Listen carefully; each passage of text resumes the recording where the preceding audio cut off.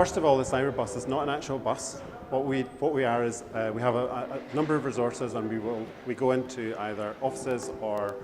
classrooms, and we kind of explode into there, and we take the people who are attending it through a kind of a journey in cybersecurity. We can actually tailor it for either schools or SMEs.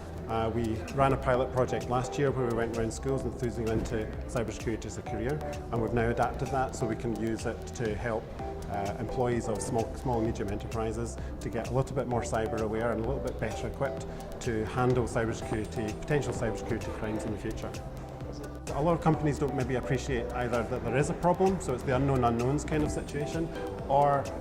they don't really know where to start. So what we're doing is we engage them in a very fun way to help themselves and their employees to understand a little bit more about one part of cybersecurity, let them play the part, so it's a really practical, fun session, and then that gives them the kind of the first pointers to where they might go to help protect themselves better in the future.